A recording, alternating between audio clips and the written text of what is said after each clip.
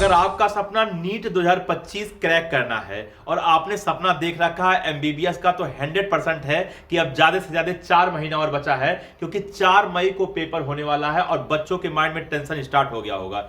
Paper जैसे जैसे करीब आता है वैसे वैसे परेशानियां स्टार्ट हो जाती है और प्रेशर आना चालू हो जाता है और वो सोचते हैं कि कौन सी स्ट्रेटजी अपनाएं, किस हिसाब से क्या बोलते हैं पढ़ाई करें जिसकी वजह से एग्जाम में कहीं कोई प्रॉब्लम ना हो और एग्जाम इजीली क्रैक करके जो सपना देखे हैं वो सपना हम प्राप्त कर सकें। तो खैर कोई टेंशन की बात नहीं, हम लोग आपके साथ हैं। ऐसी जो स्ट्रेटजी है वो हम लोग लाते रहेंगे लास्ट 4 मंथ के, लास्ट 3 मंथ के, लास्ट क्या बोलते 2 मंथ के और लास्ट मंथ के और फिर 15 दिन के, ऐसी स्ट्रेटजी आती रहेगी। तो आज लास्ट 4 मंथ की क्या स्ट्रेटजी होनी चाहिए उस पर मैं चर्चा करने वाला हूं। हो सकता है आपको ये स्ट्रेटजी अच्छा लगे, समझ में आए और आपके जीवन में कुछ काम आ सके। तो चलो स्टार्ट करते हैं आज का वीडियो और जानते हैं कि नीट 2025 क्रैक करने के लिए लास्ट 4 मंथ की क्या स्ट्रेटजी होनी चाहिए। स्टार्ट करते हैं आज का वीडियो।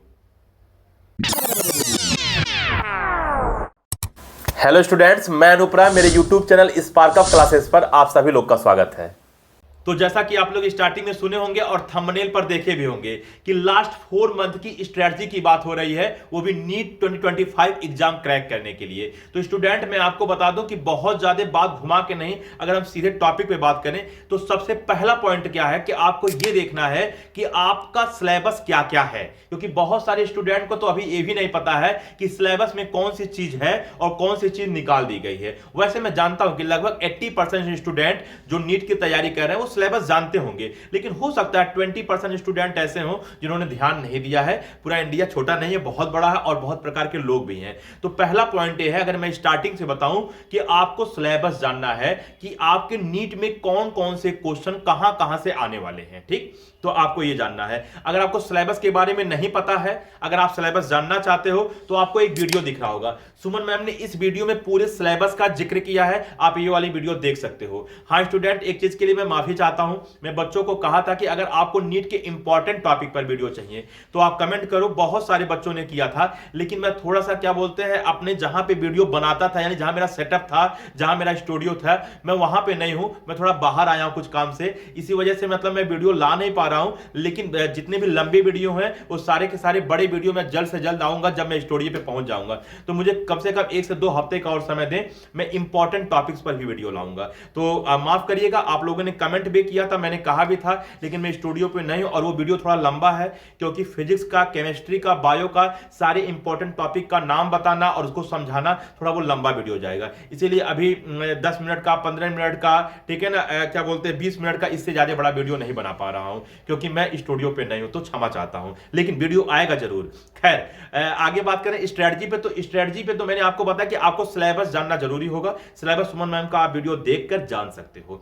अगर इसके आगे बात करें, अगर आपने सिलेबस देख लिया तो अब आपको अपने आप से पूछना है, अपने आप में चेक करना है कि आपका उस सिलेबस में कितना परसेंट सिलेबस तैयार है और कितना परसेंट सिलेबस नहीं तैयार है। जैसे एग्जांपल के तौर पे मैं बताऊं कि मान लीजिए फिजिक्स है, केमिस्ट्री है और बायो है, ये तीनों मिला के आपका क्या बोलते हैं 100 चैप्टर होता है। मान लीजिए आप उसको क्या बोलते हैं काउंट कर लीजिएगा, मैं मान के चल रहा हूं। तो 100 क्या बोलते हैं चैप्टर में अगर मान लीजिए आपका 40 चैप्टर तैयार है और आपका 60 चैप्टर तैयार नहीं है, तो इसका मतलब यह हुआ कि आपका 40% क्या बोलते हैं सिलेबस तैयार है और आपका 60% सिलेबस तैयार नहीं है। तो पहले आप ये देख लें कि जो सिलेबस है उस सिलेबस के अंदर आपकी कितनी परसेंट तैयार है और कितना परसेंट तैयार नहीं है, ये चीज आप क्लियर देख लीजिए। अच्छा, अब अगर क्या बोलते हैं क्लियर हो जाता है कि मान लीजिए आपका 40% तैयार है और 60% तैयार नहीं है, इसी प्रकार से हो सकता है किसी बच्चे का 20% तैयार हो, 80% तैयार ना हो, वो तो अलग अलग बच्चों की अलग अलग पढ़ाई के हिसाब से होगा। मैं जो मान के चल रहा हूं वो 40 और 60 वाला मान के चल रहा हूं कि 40 आपका तैयार है और 60% तैयार नहीं है।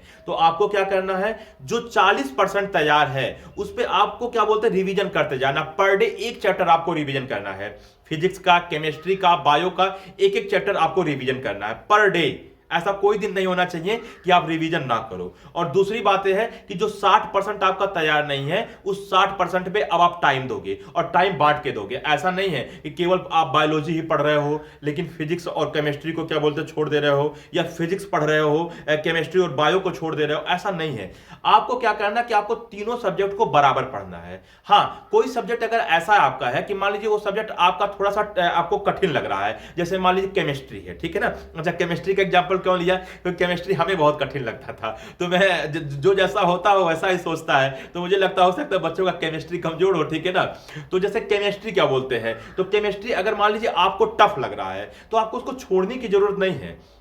जब आप पढ़ने बैठ रहे हो, जैसे रिवीजन का समय तो निकाल लो, रिवीजन करने में मान लीजिए 1 घंटा लगेगा या 2 घंटा लगेगा, 1 से 1.5 घंटा में आप रिवीजन कर लोगे, लेकिन रिवीजन आप पर डे करो, रिवीजन करना बंद मत करना।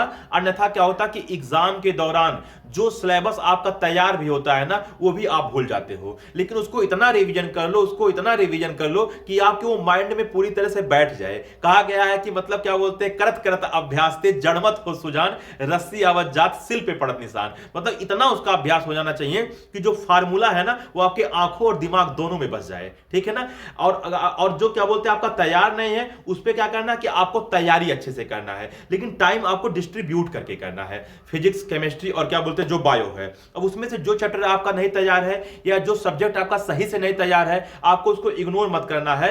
मेरे भाई, मैं आपसे हाथ जोड़ रहा हूं, मैं अपने जीवन में केमिस्ट्री को हमेशा इग्नोर किया, जिसकी वजह से मैं बहुत जगह क्या बोलते हैं फेल तक हो गया। ये फेल क्या बोलते हैं कहने में कोई शर्म नहीं आनी चाहिए। बहुत सारे लोग तो फेल हो जाते तो उसको छिपाते हैं। फेल होना कोई बुराई की बात नहीं है, अगर नहीं मेहनत हुआ है तो फेल हो जाएंगे, उसमें कौन सी बात है। आदमी दो ही चीज तो होता है, या तो पास होता है या तो फेल होता है। तो अगर पास हुआ तो ठीक है, और नहीं पास हुआ तो फेल हो जाएगा। लेकिन अगर आपकी मेहनत अच्छी रहेगी तो आप फेल नहीं होगे।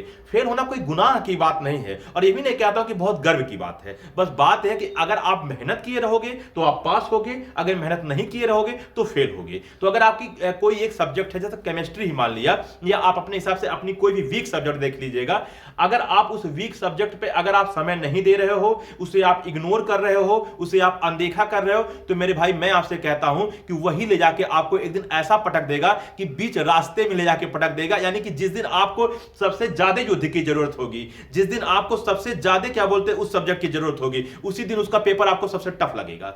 इसलिए किसी भी चीज को अनदेखा नहीं, छोटी से छोटी चीज हो या कोई भी क्या बोलते हैं या छोटा सा छोटा टॉपिक हो या कोई भी सब्जेक्ट हो, आपको अनदेखा नहीं करना है। अगर आज वो कमजोर है तो उसको आज ही सही करना है, क्योंकि अभी 4 महीना है ना, तो 4 महीना है तो तैयार हो जाएगा। लेकिन अगर 4 दिन रह जाएगा तो तैयार होना मुश्किल है। अभी महीना है, तैयार कर सकते हो, तो आपको अनदेखा नहीं करना है। तो मान लीजिए आप 1 से 1.5 घंटा आपने रिवीजन में निकाल दिया, और आपके पास कुछ टाइम बचा, मतलब आप टोटल मान लीजिए 9 घंटे पढ़ते हो, या टोटल मान लो 10 घंटा पढ़ते हो। वैसे बहुत कम ही बच्चे होंगे जो 10 घंटा पढ़ते होंगे, लेकिन जो बच्चे 10 घंटा पढ़ते हैं, मैं कहता हूं कि उनका सिलेक्शन हो जाएगा।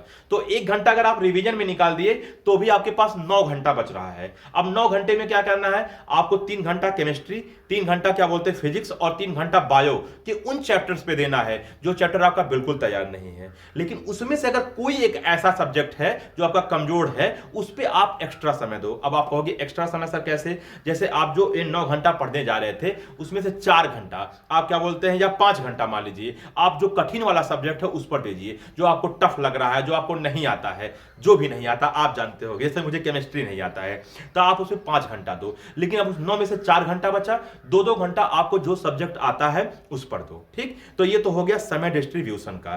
तो पहला पॉइंट क्या था कि आपको सिलेबस जांच लेना है कि सिलेबस कौन कौन सा नीट में आने वाला है। दूसरा पॉइंट क्या था कि कितना पोर्शन आपका तैयार है और कितना पोर्शन आपको तैयार नहीं है। जितना पोर्शन आपका तैयार है उसका रिवीजन करना है, और जितना पोर्शन आपका तैयार नहीं है उसमें आपको क्या करना है, उसको तैयार करना है, और जो कठिन है उसको ज्यादा समय देना है। अगर हम अगला बात करें तो आप जब भी कोई चीज रिवीजन करें या तैयार करें तो हमारे कहने पे आप उसका शॉर्ट नोट प्लीज बनाते चलें, क्योंकि शॉर्ट नोट आपके लिए बहुत सहायक चीज है। क्यों सहायक है? मान लीजिए आप चैप्टर्स बना रहे हो और आपने केमिस्ट्री का कम से कम 3 कॉपी बनाया, आपने फिजिक्स का 3 कॉपी बनाया, आपने बायो का भी 3 कॉपी आपका भर गया, टोटल आपके पास 9 कॉपी, इतना मोटा हो जा रहा है। लेकिन अब अगर आप क्या बोलते हैं देखोगे शॉर्ट नोट का, तो शॉर्ट नोट में केवल आप फार्मूला लिखते हो या जो इंपॉर्टेंट पॉइंट होता है वो लिखते हो, तो शॉर्ट नोट बहुत पतला सा होता है, एक छोटी सी पतली से छोटी सी कॉपी होती है। तो यहाँ साइकोलॉजिकल बात होती है। अगर आपके सामने 9 कॉपी रख दिया जाए और आपके सामने एक पतला सा कॉपी रख दिया जाए, तो आप सोचो किसको आप पढ़ना पसंद करोगे? आप 9 कॉपी कभी भी पढ़ना पसंद नहीं करोगे, आप हमेशा कहोगे मैं पतली सी कॉपी पढ़ लूंगा। तो शॉर्ट नोट में क्या है कि जितने फार्मूले हैं सारे फार्मूले उसमें लिख लो और उसको क्या बोलते हैं टाइम टाइम पे रिवीजन करते रहो। अच्छा, अब नेक्स्ट बात क्या आता है, आप हफ्ते में एक दिन, कोई भी दिन निकाल के, जैसे संडे का ही दिन हो मान लीजिए हो गया, या कोई भी आप एक दिन जिस दिन आपको क्या करना, कोई भी चीज नहीं पढ़ना है, ना कोई चीज रिवीजन करना है, एक दिन आपको सिर्फ और सिर्फ आपको क्वेश्चन लगाना है, खुद का टेस्ट लेना है। एक दिन हफ्ते में कोई भी एक दिन खुद का टेस्ट लो। ऐसा कोई जरूरी नहीं है कि कोई टेस्ट में ही क्या बोलते हैं आप जाकर क्या बोलते हैं ज्वाइन कर लो। अगर आपके पास पैसे कम है, अगर आप टेस्ट ज्वाइन नहीं कर पा रहे तो कोई बात नहीं। आपने एकलव्य का नाम सुना होगा, वो तो बिना गुरु का और बिना क्या बोलते हैं आश्रम का ही बहुत बड़ा धनुर्धर बन गया था, ठीक है ना। तो मेरे कहने का मतलब यह है कि आप खुद से अपना टेस्ट ले सकते हो। आप सारे में से क्वेश्चन निकालिए, फिजिक्स का, केमिस्ट्री का, बायो का, मल्टीपल चॉइस क्वेश्चन, और खुद का टेस्ट लीजिए। आप हफ्ते में खुद का जरूर टेस्ट लीजिए, ठीक है ना। अच्छा, वही बात कर लें कि जब आपका लास्ट में 15 दिन 20 दिन अगर बचे, अगर आपका कोर्स मान लीजिए तैयार हो जाता है, जिस हिसाब से मैंने बताया, जो आपका 60% छूटा है वो भी आपने मान लीजिए तैयार कर लिया, और हफ्ते में आप एक एक दिन तो मतलब क्या बोलते टेस्ट ले ही रहे थे, तो लास्ट का जब महीना बचेगा तो आपको क्या करना है कि प्रीवियस ईयर क्वेश्चन सॉल्व करना है। जितना भी आपका क्या बोलते हैं पिछला साल सब क्वेश्चन पूछा है 2024 में, 2023 में, 2022 में, प्रीवियस ईयर क्वेश्चन सॉल्व करने हैं, और साथ साथ एनसीईआरटी का फिंगर टिप्स आता है, आपको वो भी सॉल्व करना है। और एक और भी मैं वीडियो बनाया था जिसमें मैं एक बुक भी सजेस्ट किया था। वैसे बहुत सारे बच्चे सीनेट के लिए भी, सीपेट के लिए भी, एम्स के लिए भी हमसे कहते हैं कि सर कोई अच्छा बुक बता दीजिए, लेकिन स्टूडेंट क्या है कि अगर बुक बताना एक प्रकार से एडवर्टाइजमेंट है, तो इसीलिए मैंने कोई बुक नहीं बताया या कोई चैनल में नहीं बताता हूं, क्योंकि एक प्रकार का एडवर्टाइजमेंट है। तो लेकिन फिर भी नीट के लिए बहुत ज्यादा रिक्वेस्ट आया था, तो जो मेरी अनुभव थी, जो मैंने 8 साल से टीचिंग किया और बहुत सारे बच्चे क्या बोलते क्वालिफाई भी हो, निकले भी, तो उनको मैंने जो बुक सजेस्ट किया और उनके द्वारा भी देखा कि कौन सा बुक ज्यादा पढ़ रहे हैं, तो एक आता है एररलेस यूनिवर्सल, जिसका केमिस्ट्री का भी बुक आता है, बायोलॉजी का भी बुक आता है, मैथ का भी बुक आता है, और आपका फिजिक्स का भी बुक आता है। वैसे हम जानते हैं कि नीट में मैथ नहीं लगता है, लेकिन उसका मैथ का भी बुक आता है। तो आप एररलेस यूनिवर्सल ले सकते हो।